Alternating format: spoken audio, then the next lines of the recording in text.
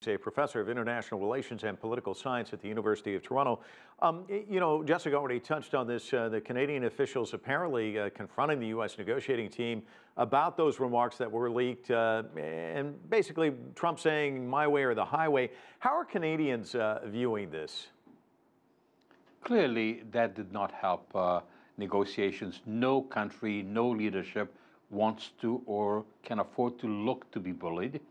And Canada is no exception to that, and it complicated matters. I mean, these were difficult talks to begin with because there are some major stumbling blocks.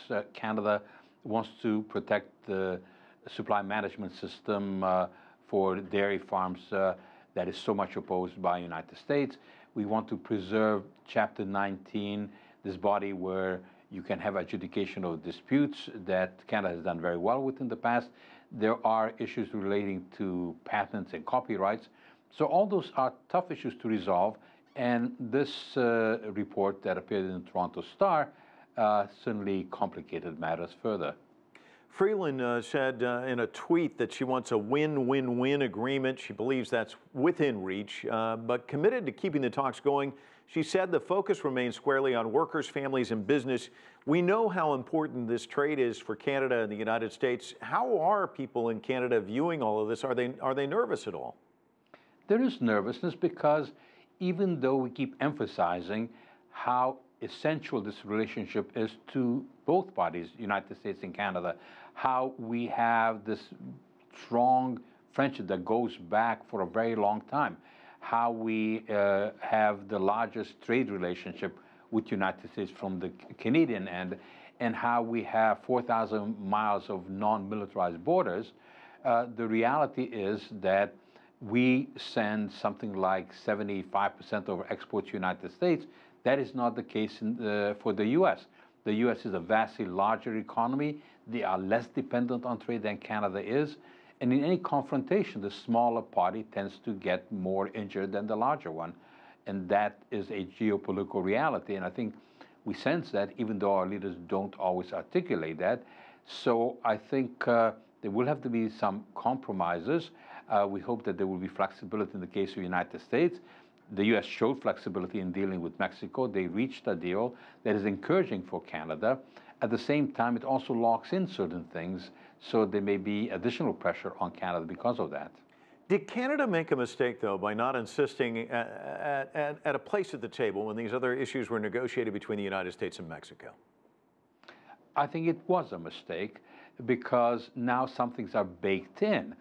And some of the things that were negotiated with Mexico would be very attractive to Canada. So the head of the uniform, this powerful union that also incorporates the auto workers, was saying that the 75% for parts to be produced in North America for automobiles is a good thing for Canadian, for American, and for Mexican workers, and that we would like to have that. But we do have these sticking points. The dairy industry has a very powerful lobby. We are paying high prices for our dairy products.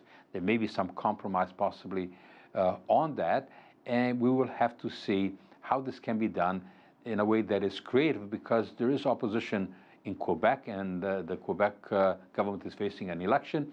The federal government is also facing an election in about a year's time, so they cannot allow themselves to look weak. So we have to tone down the rhetoric, and sometimes the less that is said, the better. Well, there's been a lot of speculation, though, about who sidelined Canada. Was it Mexico or the U.S. or both? I want to get your thoughts on that.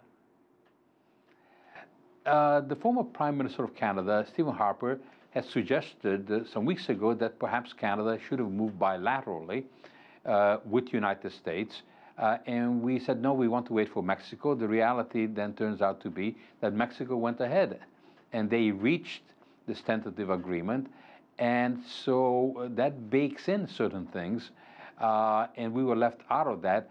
And I would think that that is something of a disadvantage. We have to play catch up. And what is encouraging, though, is that despite what was released in the Toronto Star, this background briefing with Bloomberg that Mr. Trump gave off the record, which then was somehow published, and you wonder whose interest was it in to publish this. Chrystia Freeland said that she believes that the United States is negotiating in good faith. That is crucial, because if we were to say publicly that the United States is not negotiating in good faith, we cannot have a deal. What's the point of proceeding? I see. Aurel Braun, thank you so much for your time. Appreciate it. Pleasure.